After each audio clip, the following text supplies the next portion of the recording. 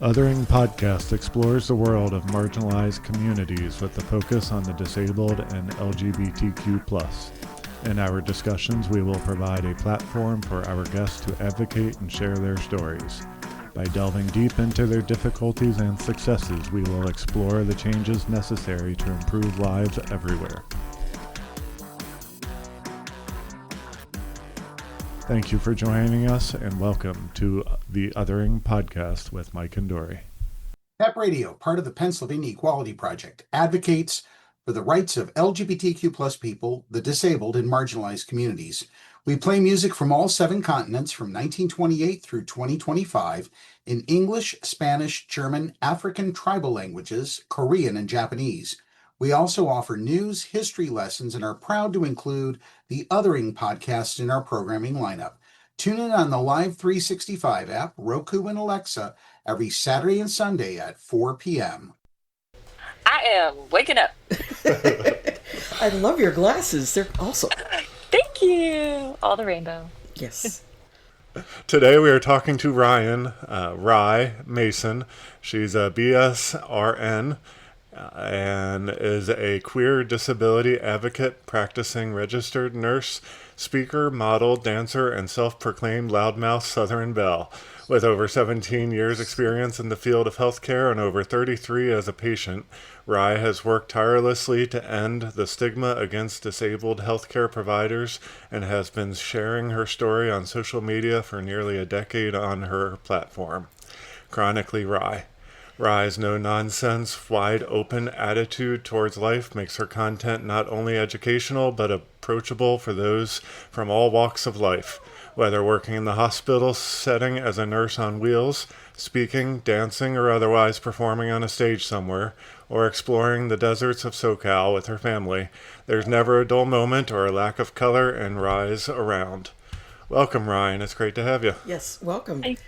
Thank you so much for having me. Oh, thank you. This is Ollie. Oh, the puppy. He has to be involved. So, Ollie, how was it when you first met your mom? Right? 13 years ago. Craigslist, man. He looks good for 13. Yeah. I know. He doesn't know. He thinks he's a puppy.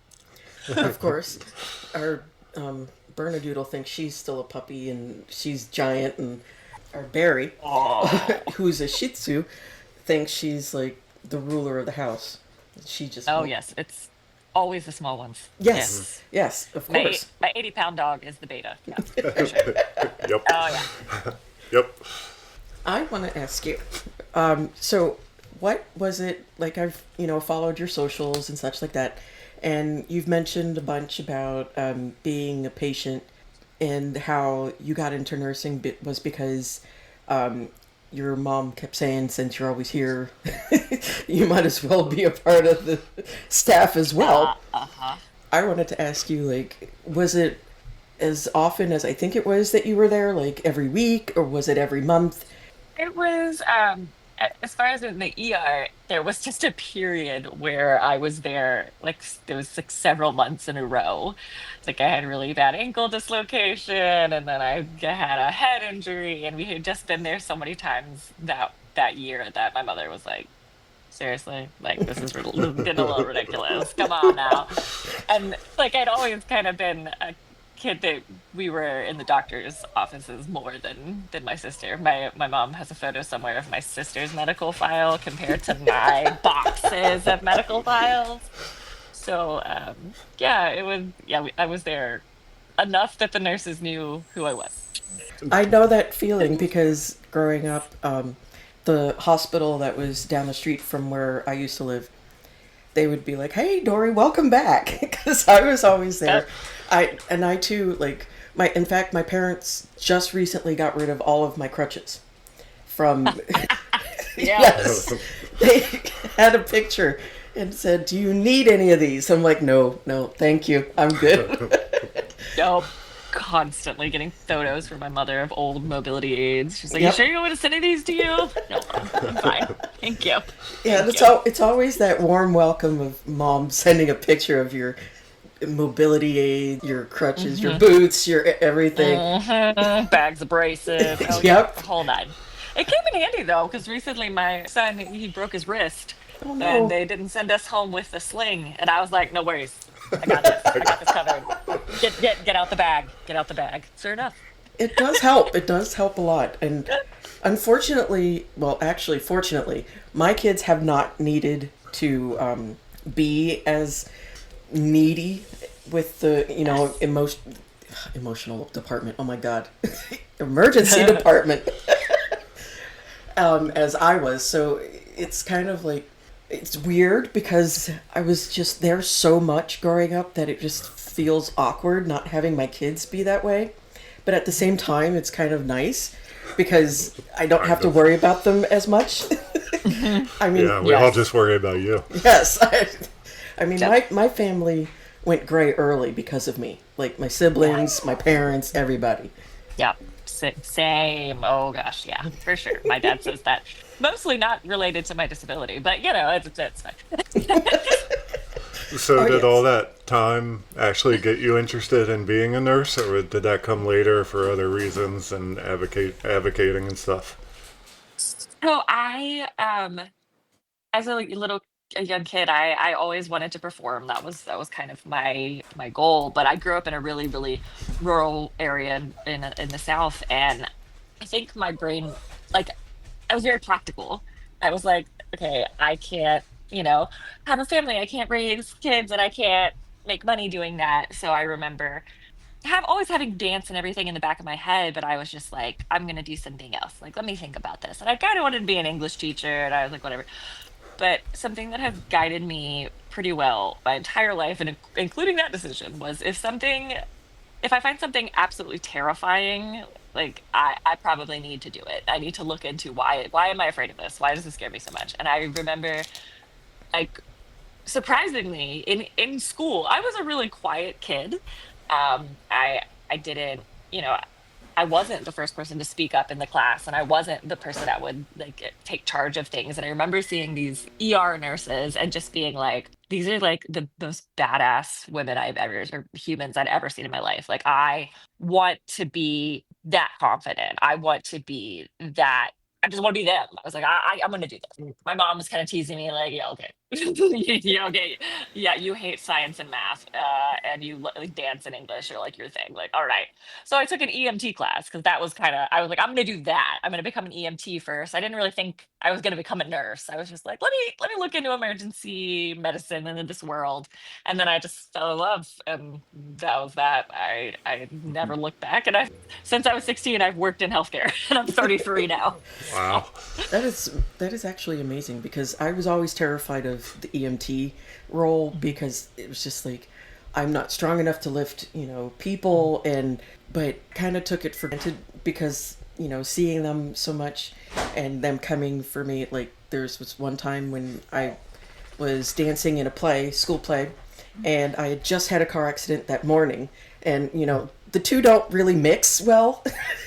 And so I ended up hurting my back. And when they came, I was just like, I was in awe of them, but I was scared because they're like so knowledgeable, but yet like just incredible at how fast they could move. And I just thought I could never do that because I don't think I could work that well under pressure.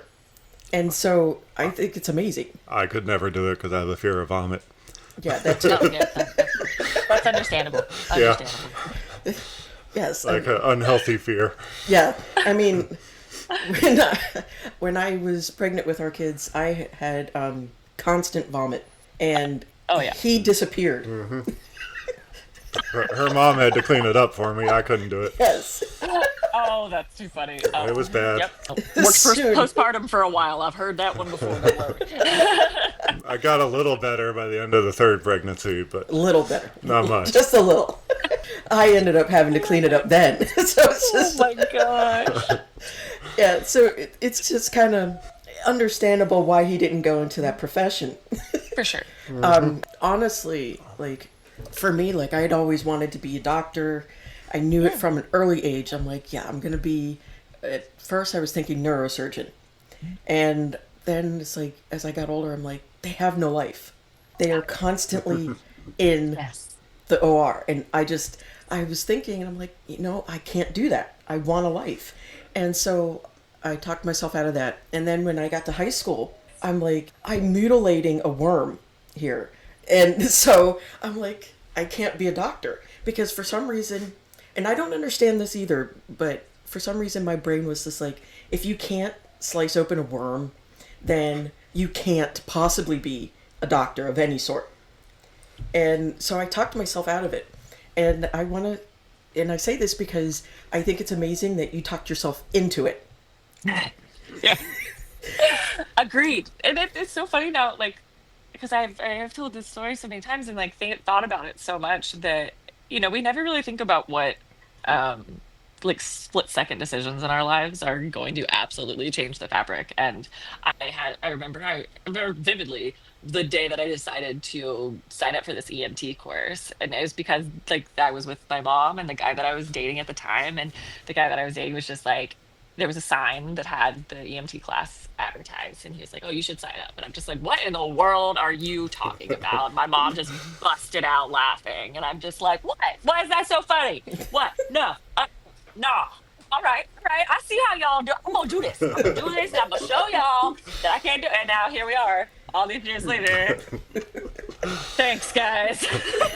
Of course. It's always that way. And honestly, like, I kind of regret talking myself out of it because it was just, I knew I had to do something to help people. And, Yeah. I loved science, and math is another subject, although figuratively and literally.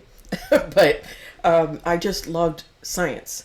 And then I kept talking myself out of it. I don't know why, but I kept thinking, oh, well, I won't have a life or I won't be able to do it. I'm not smart enough.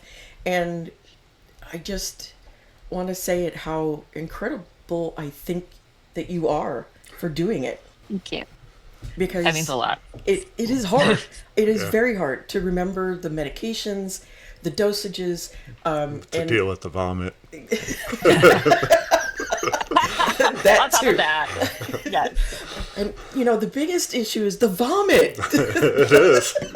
there's a lot of that. So I think that we don't give you guys enough credit.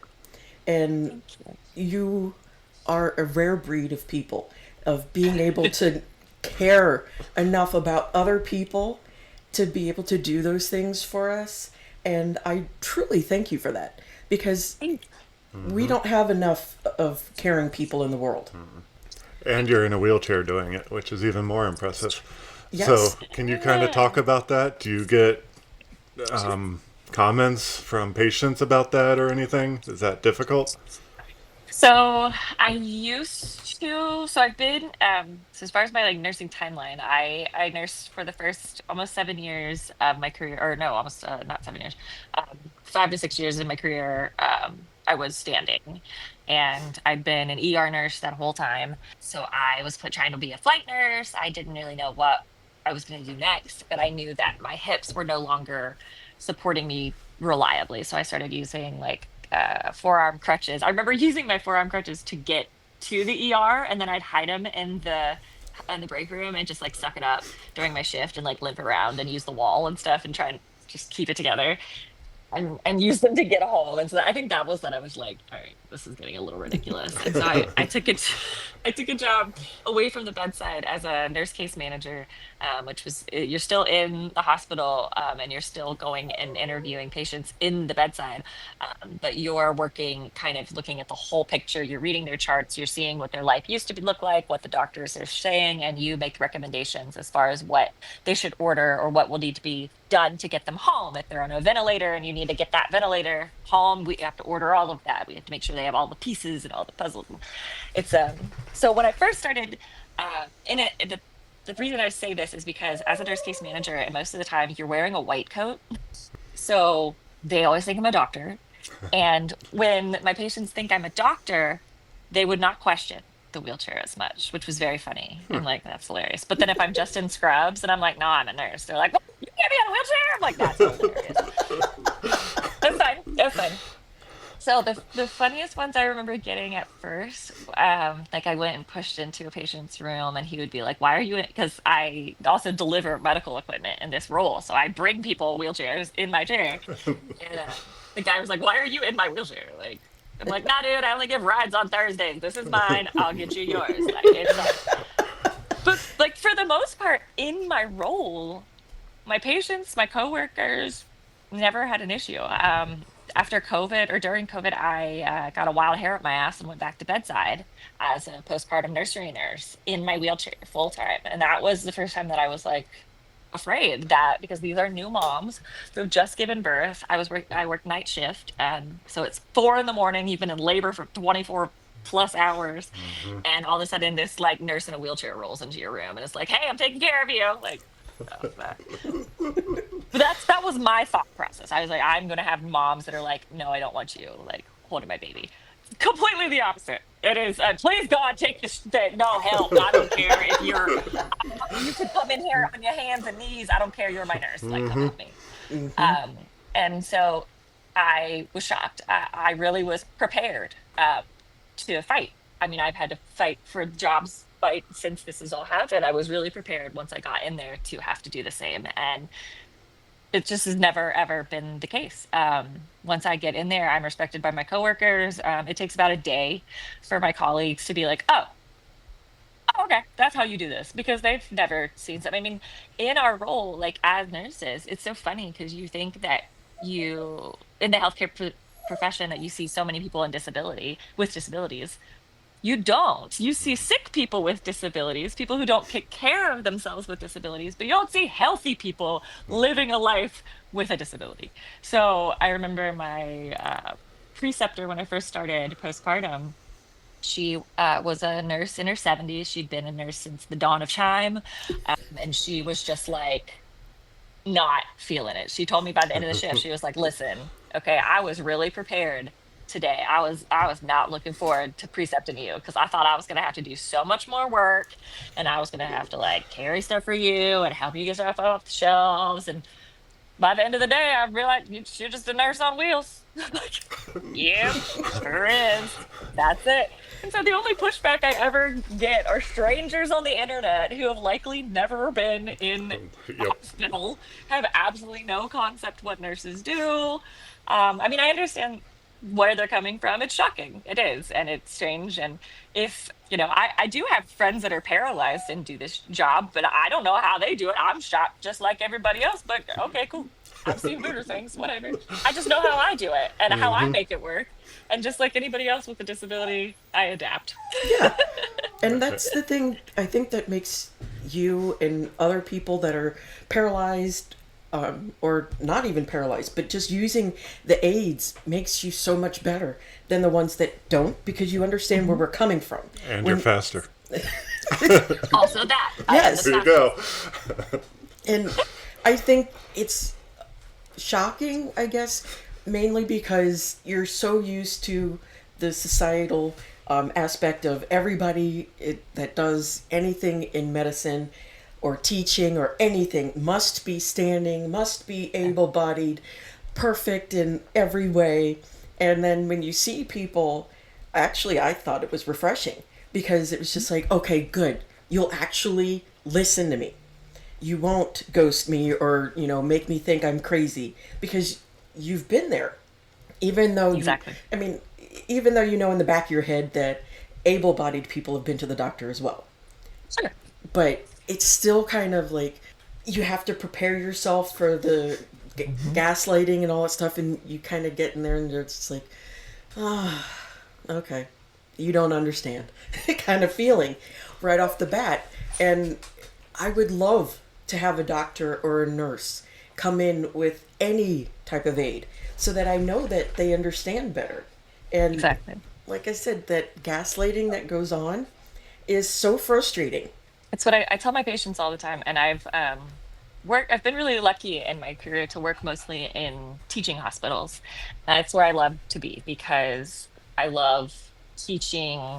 I work, in my role because I work as a case manager now. I went back. I keep trying to avoid this job, but unfortunately, it's really a great place for me to be. And I really, but it's fascinating because I do get to see all these new doctors, and I really love how open-minded they are at first. So when they so that at the teaching hospitals, if I'm the first, you know, disabled healthcare practitioner that they've ever encountered, they're usually pretty open-minded and they will ask me questions, which I like.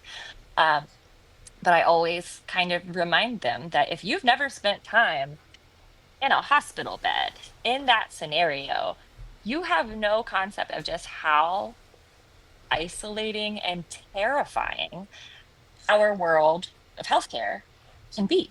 Like we do this every single day. Every single day we get up, we go into this big old shiny hospital, people using these big old words, speaking another language that sounds like Greek. This is our every day. This is absolutely nothing normal. For that person laying in that bed, it very well may be the first time that they have been in a hospital, anyone in their family's been in a hospital, and it would may be the worst day of their life.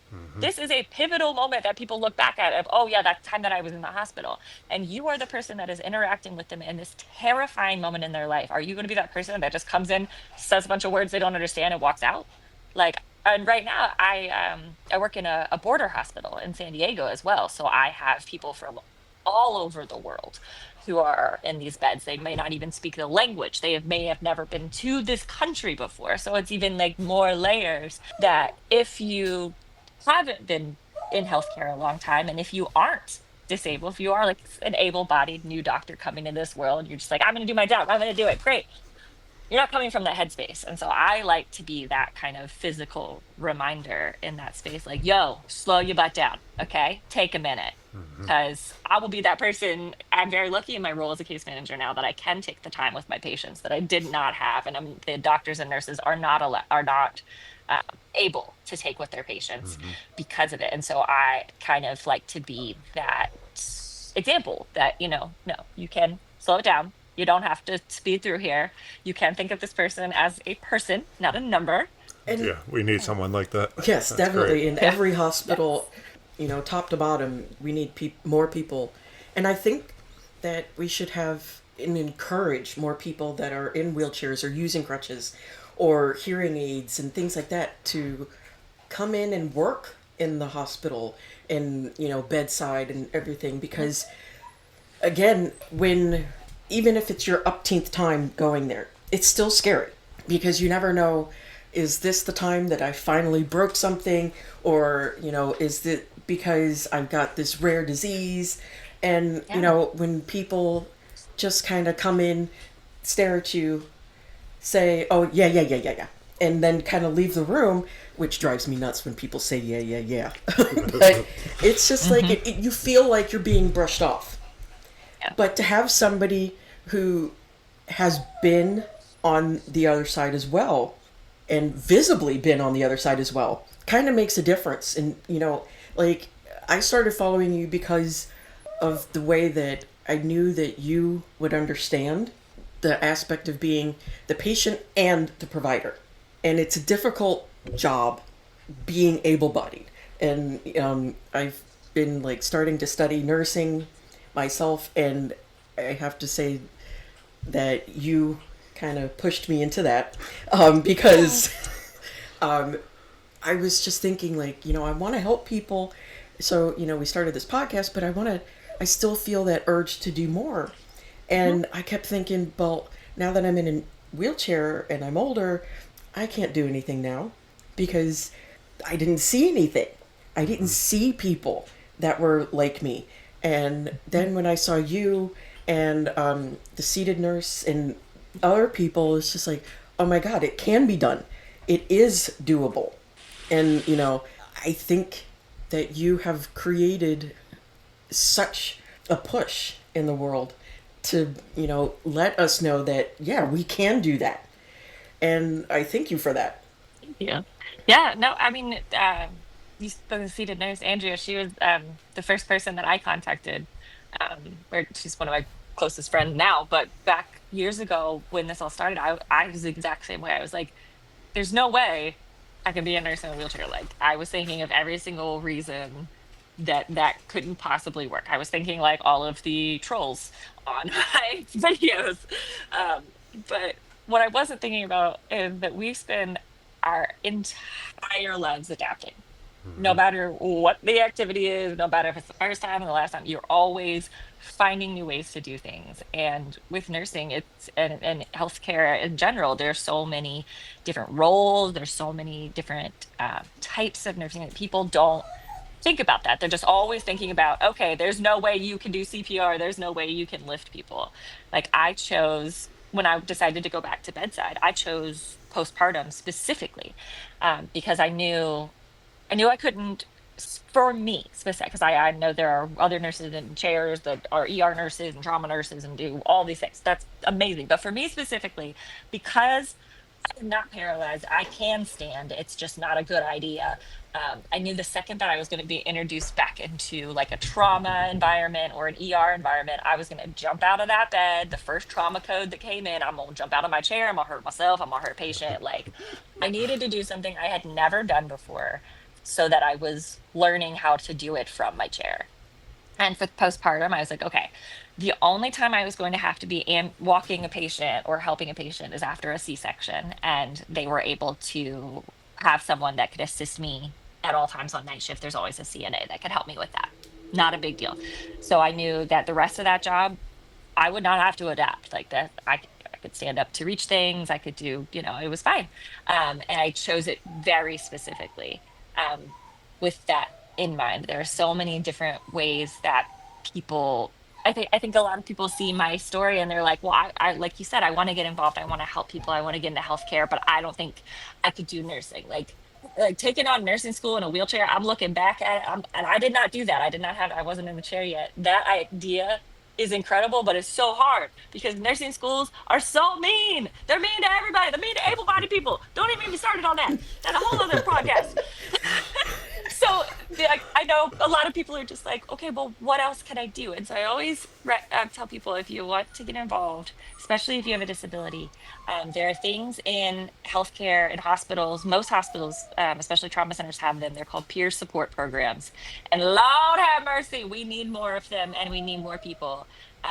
Triumph Foundation is a big one that assists with spinal cord injuries. And what a peer support program is, for listeners that don't know, it's with people, it's just where anyone can come in and support patients. But specifically, they have ones based on disability. So they have amputee peer support programs. So in my hospital, we have one because it's a trauma hospital. We have a lot of new amputees. So we have amputees with experience who come in and see patients.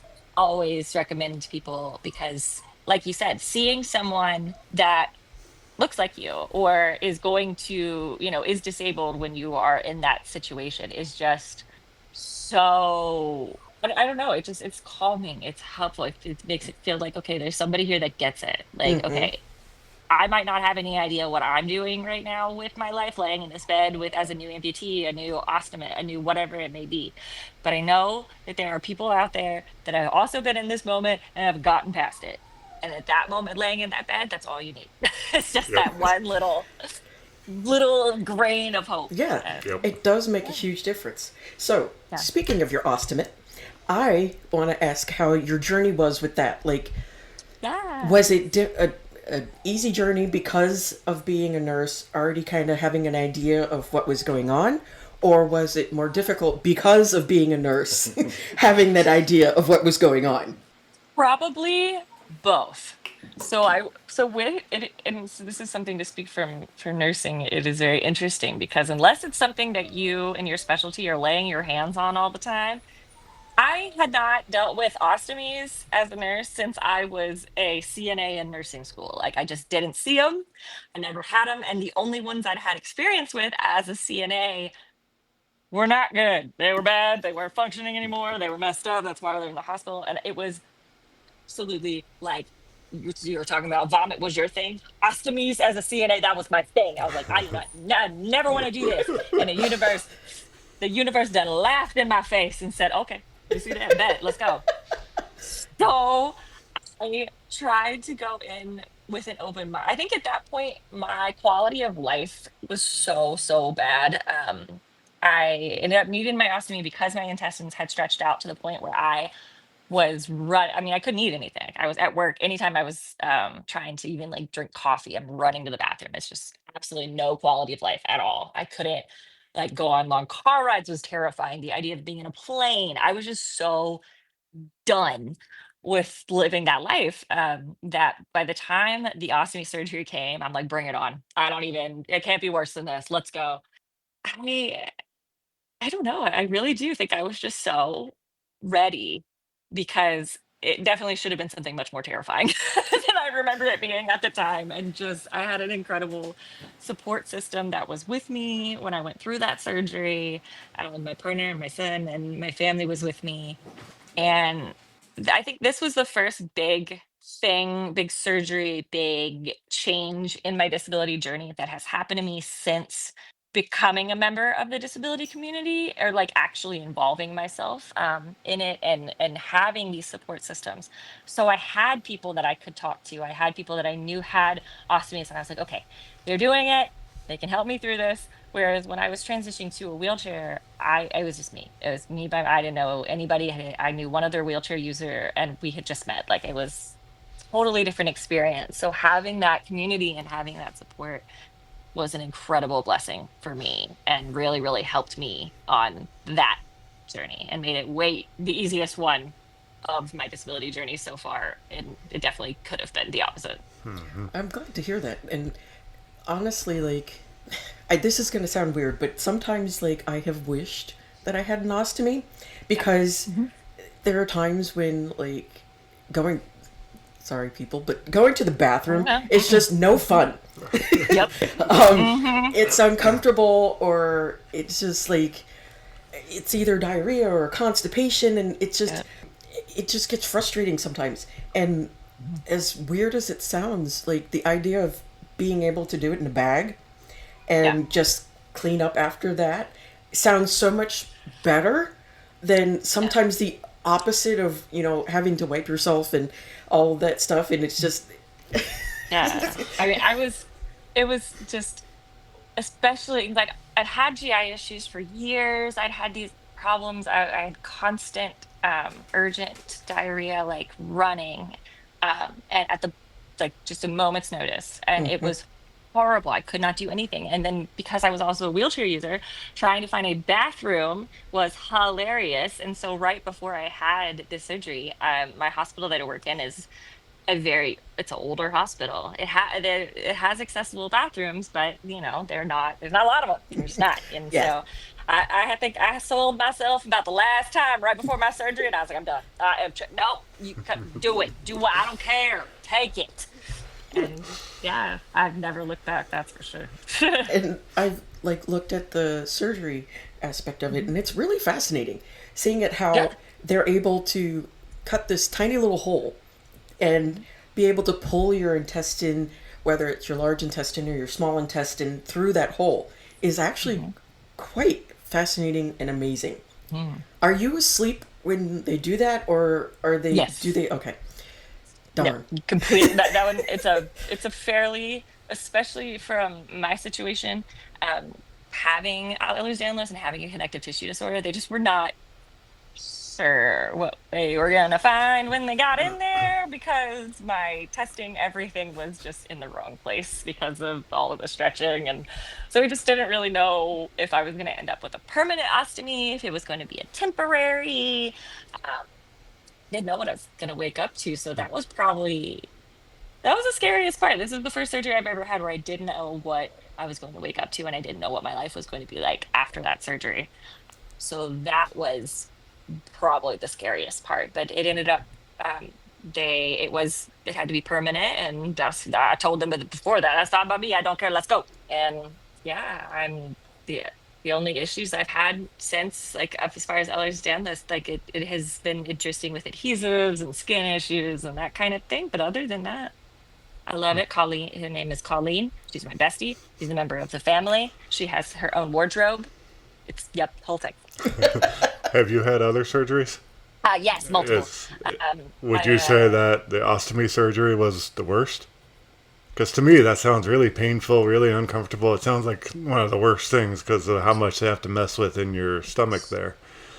Would you you say? know, I thought it was going to be, but I no. No. My Huh. family was visiting me from San Diego, I mean, visiting me in San Diego when I had the surgery, and it was Thanksgiving, and I was in the hospital for 3 days, almost 4 days, and then I went home and was able to eat Thanksgiving dinner. Wow. Wow, Yeah. that's Like I was awesome. tired. I was like, yeah, obviously, but no, I've had bilateral shoulder surgeries, I've had gallbladder removed, I've had lots of other surgeries and joint surgeries, ortho surgeries. That's the worst. Times 1,000. Huh. Belly surgery, that's fine. That's fine. I can deal with that. That always seems like it would be so much worse, in my opinion, but I, I guess not.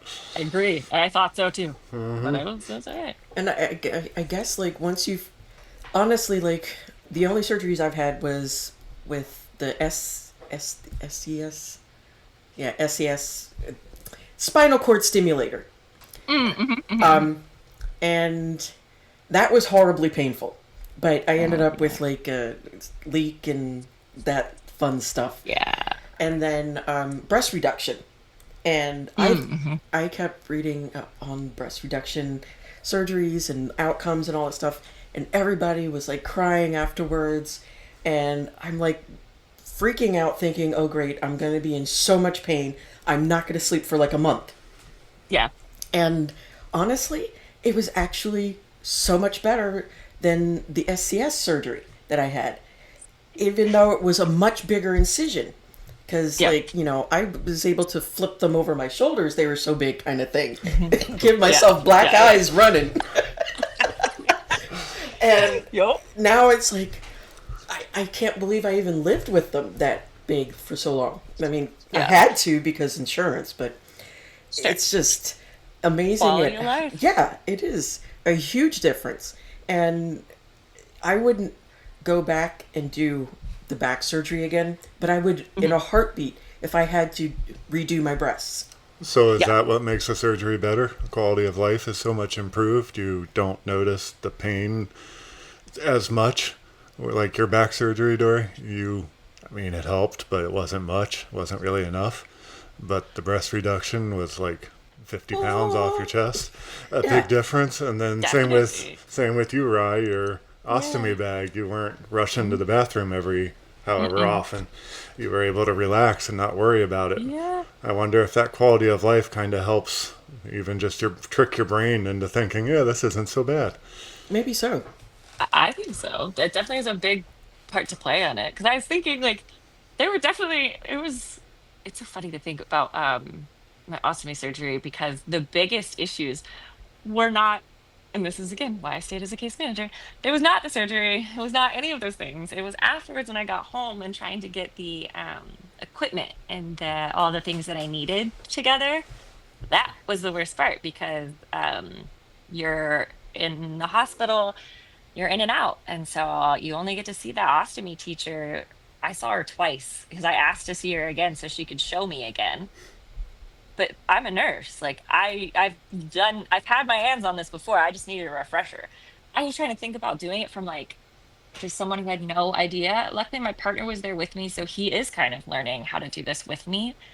That part was the most like there just wasn't a lot of education for something that you were going to be taking care of for the rest of your life. And then they send you home with home health and they are going to help you, right? So they now home health nurses are also nurses. They're just nurses. If they don't have prior experience with ostomies and they get this job as a home health nurse, then they don't have prior experience with ostomies.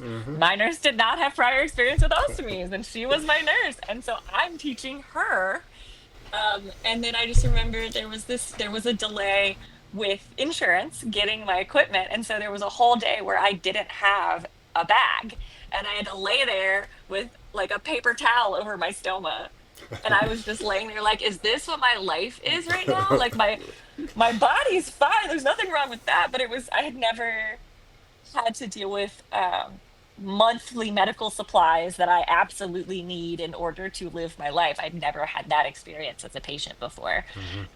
And it was so horrific. It made me keep my job in case management so that nobody else has to deal with that.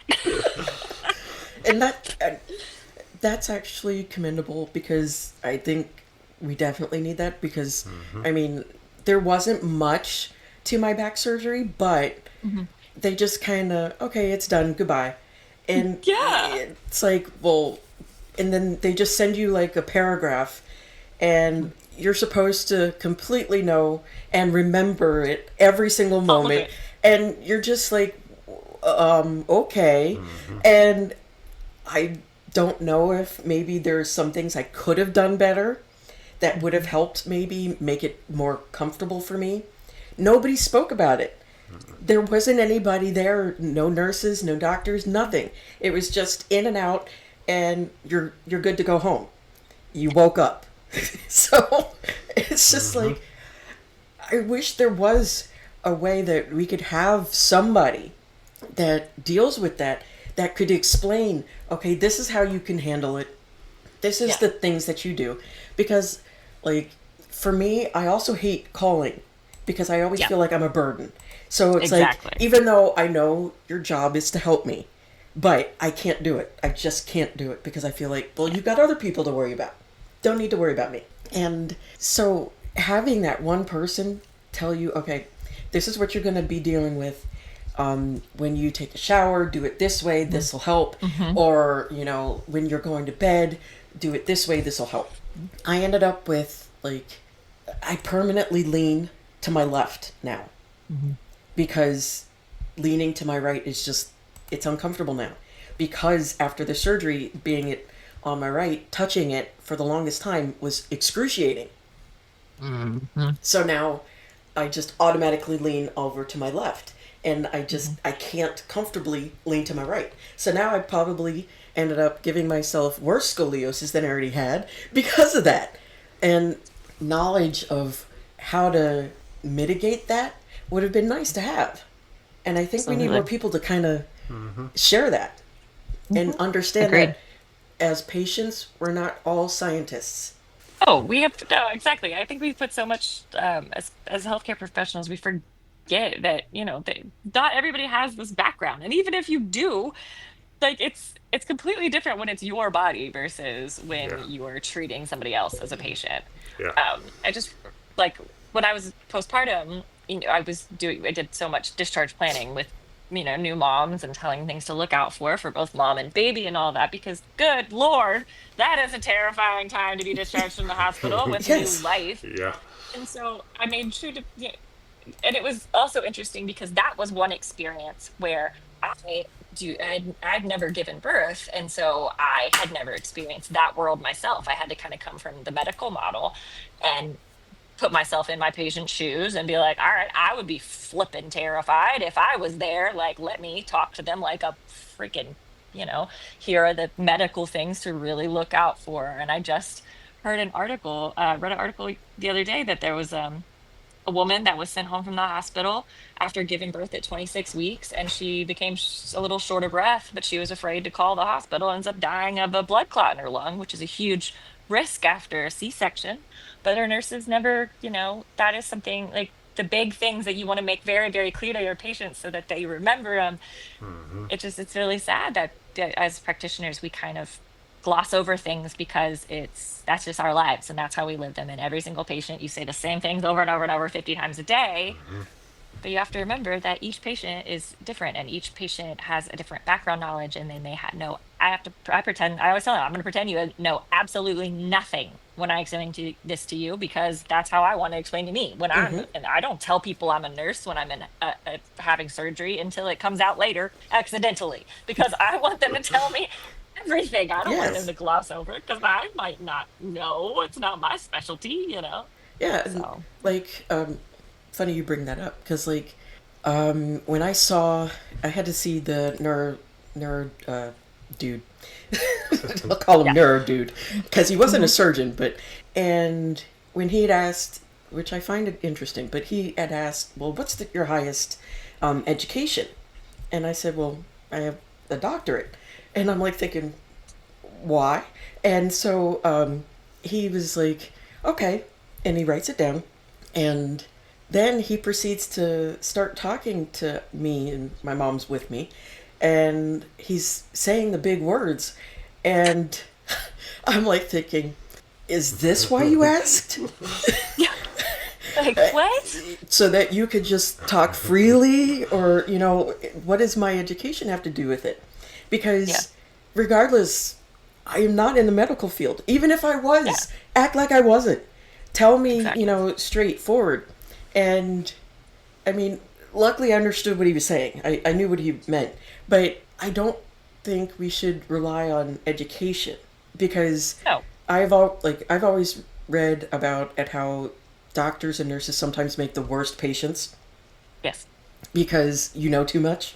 And I yes, think we should kind of make sure that treat everybody like they're the worst patient, and you have to sit there and explain every single step of the way. So not exactly. only you go into the surgery or whatever's going on knowledgeable, but also coming out of it without being terrified. Hmm. After I had our first child, it was great because she was like 100% textbook. Water broke, 8 hours of labor total, and, 3 pushes, she was out. Yeah.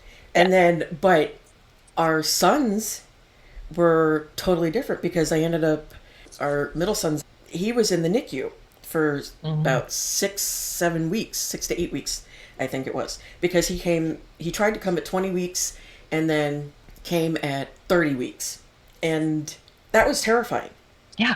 Even though I'd already had a kid, already, went through that whole process, his process was totally different.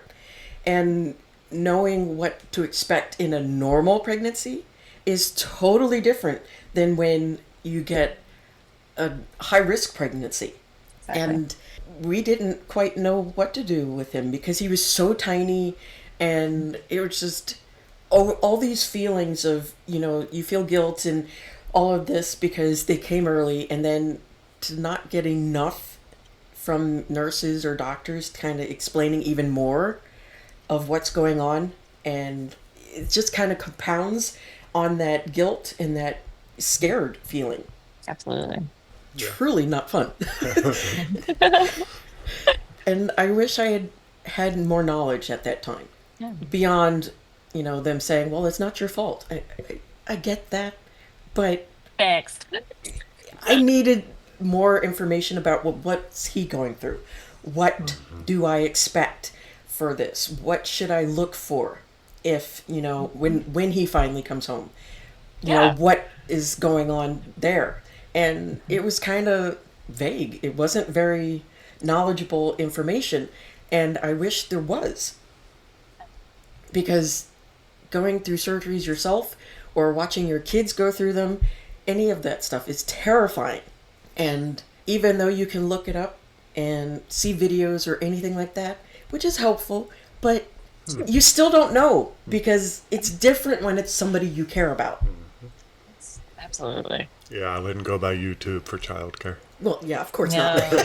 No. It's probably the worst reference. How do I change a No. diaper on YouTube? Oh my gosh. Yeah. Right. Put it on backwards. Yes, I've done that actually. So, Same. Same. So I'm going to change the topic a little bit. In your intro and on your shirt, you mentioned that you enjoy dance. You love dance. I've seen it on your Instagram that you love dance. Is that something you've been doing your whole life, or is that something you started more as a disabled person?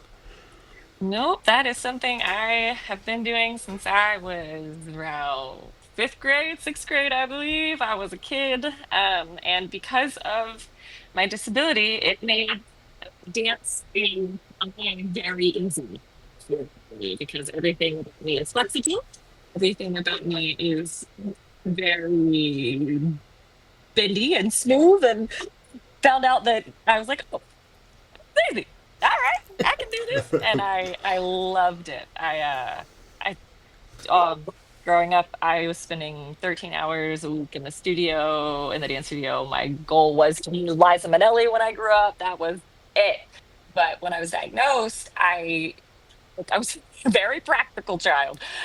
So I was just like, well, I can't keep doing this. I'm gonna like it's gonna hurt my legs. I'm not gonna be able to walk right. So I kind of put it on the back burner and was like, I'm gonna do nursing, but I'll still dance in the background. It's fine. And so after I was diagnosed, I quit and I turned to marching band. So, so I was in the color guard, as if that was better. Like, Of what are you course. doing? But it's fine. Through college, I tried for a dance minor, ended up not being able to finish it because I broke things because of my disability. But I've always been in the studio. But the last year, 2 years, the last 2 years, well, 3 years since I really started trying to get back in the studio with my wheelchair, because I had never done that. And so it's kind of like relearning everything. Yeah. It was horrible at first. I remember breaking down sobbing in one of my first Infinite Flow rehearsals because I was just like, this isn't dance. Like, this isn't what I remember doing. This doesn't feel the same. This isn't what I like. I hate everything about this. I'm done. I don't want to do this. And I came back and I kept at it. And now I love it. It's like my other escape, it's my other world. And it helps me because my job with case management, it is very hard, not just because it's nursing, but because with it, we deal a lot with insurance, and going like that part of healthcare, which is the part everybody, including myself, hates because it is such a broken system. And Yep. my job is very difficult with the current legislation as well as making it hard. And so my job is a lot of getting yelled at for things that are not my fault. Why am I still in the hospital for 5 days? Well, your insurance sucks and doesn't pay its bills, and no one wants to take you at a nursing home. Sorry, but hey. So the dance studio is kind of my escape where I'm not getting yelled at all the time unless I forget my own choreograph. And I do get to still be in a space where it's unexpected to see somebody with a disability, and getting to, I don't know, I guess when I was more able-bodied in dancing, I felt like I had to be professional. I had to be working toward doing this as a job. I couldn't just dance. Like I just, that wasn't in my brain. And now it's kind of like I have a career. I have a kid. If this becomes a second career, cool. But if not, I don't care. I took a burlesque class yesterday with a bunch of like old biddies and me and our feather boas, and I was the only person in a wheelchair. I don't care. It was great. I don't have to be amazing at it. I don't even have to be good at it if I don't want to. I just have to be having fun. And, that seems so obvious. But as a Capricorn ADHD autism kid growing up, that was not a thing. It was, Oh, provide. no, And it no, was, yes. no, absolutely not. And so, yeah, I really love it. And it also has helped me with learning to be a better wheelchair user as well, because another thing that they don't do is teach you how to use a chair once you get one, unless you get lucky enough to go to rehab. And I didn't. So there's a learning curve like no other. I Uh-huh. busted my happy so many times. So even though I've been a wheelchair user for a long time, getting to learn better and have better wheelchair control because of dance has been very helpful for me as a very clumsy individual. I I am super clumsy, and like I trip on air. I, if somebody breathes, I'll trip on that. She used to fall down the steps at least once or twice a year. Yes. Like I was ready for it about the same time every year.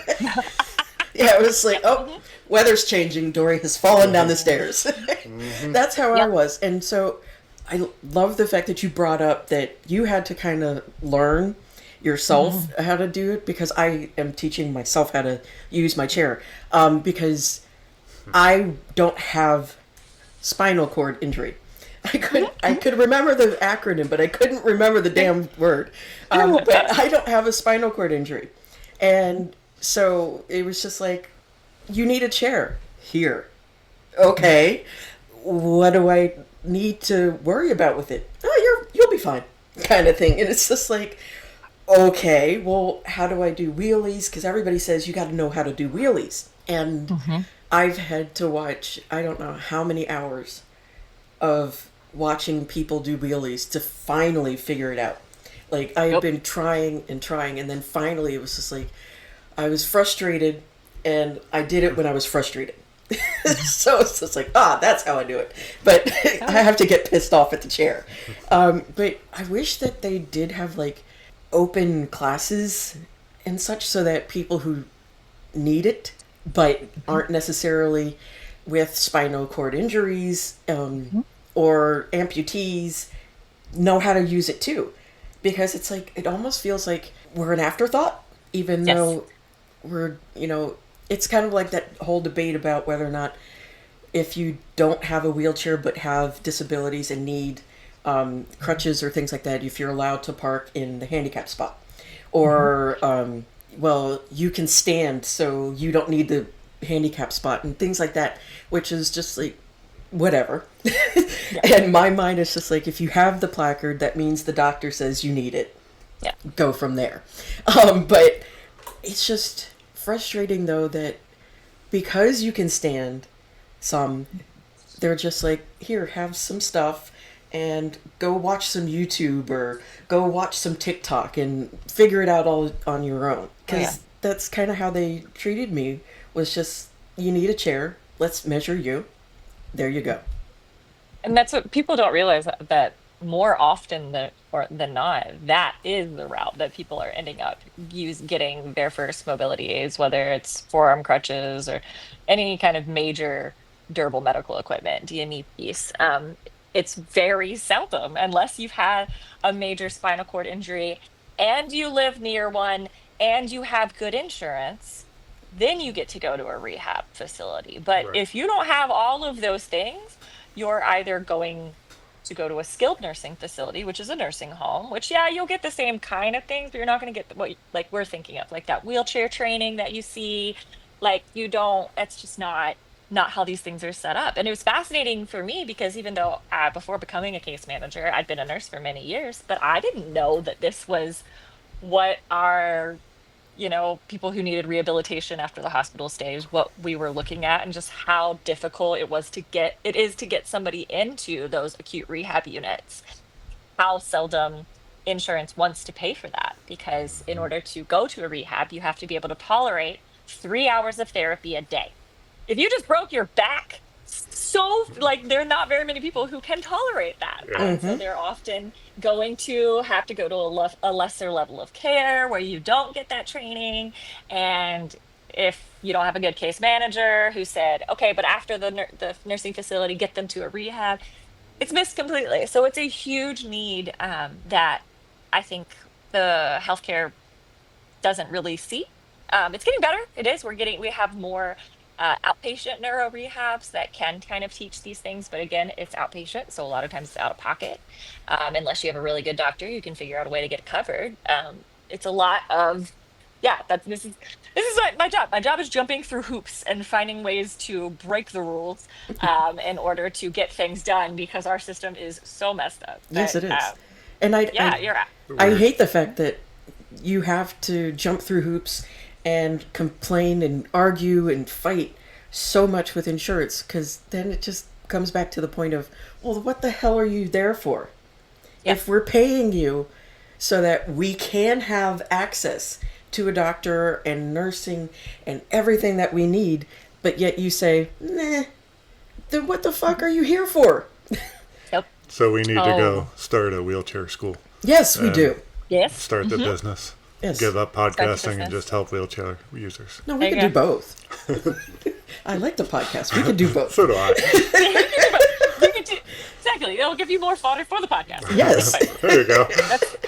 My partner is a wheelchair, I mean, not wheelchair, a bike mechanic by trade. He owns his own business. And so he has been kind of thrust into the disability community via me. And he is absolutely just all the time like, I don't understand anything, because he works on bikes that are made of the exact same things that wheelchairs are made out of. Yep. But everything that for a bicycle is like 50% of the cost of what it would be for a wheelchair. Yeah, and I don't even understand that.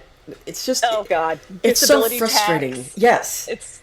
I will never, my example I always use, when I first became a wheelchair user, all I wanted was a bag to put on my freaking wheelchair, because I was working in the hospital. I needed places to put things.